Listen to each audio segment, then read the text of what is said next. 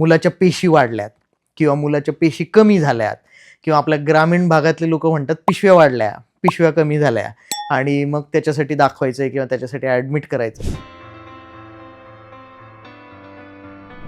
नमस्कार.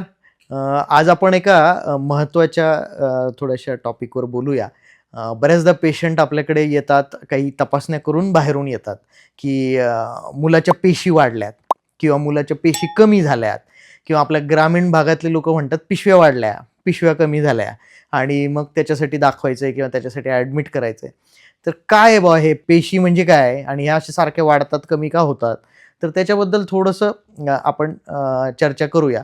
काय असतं की आपल्या रक्तामधल्या महत्त्वाच्या 3 प्रकारच्या पेशी असतात. एक लाल रक्तपेशी ज्याच्यामध्ये हिमोग्लोबिनचं प्रमाण असतं. दुसऱ्या असतात पांढऱ्या रक्तपेशी ज्यांचं काम असतं जंतूंशी लढायचं, इन्फेक्शनशी लढायचं.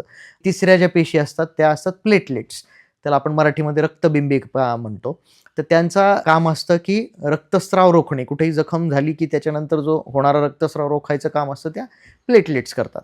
पेशी का बरं वाढतात किंवा का बरं कमी होतात? आयुष्यभर आपल्या पेशी कमी जास्त होऊ शकतात. तर ते का बरं होतात? तर सगळ्यात महत्त्वाची कारणं जी आहेत ती पहिलं कॉमनली आपल्याला दिसणारे कारणं म्हणजे वेगवेगळ्या प्रकारचे जे इन्फेक्शन असतात किंवा जंतुसंसर्ग असतात. त्या जंतुसंसर्गामध्ये ह्या पेशी नॉर्मल रेंजपेक्षा जास्त वाढणं किंवा नॉर्मल रेंजपेक्षा कमी होणं ह्या गोष्टी होतात. टायफॉईडची केस आहे, टायफॉईडचं इन्फेक्शन आहे टायफॉईडच्या जंतूचं, तर त्या पांढऱ्या पेशी कमी होतात नॉर्मल रेंजपेक्षा.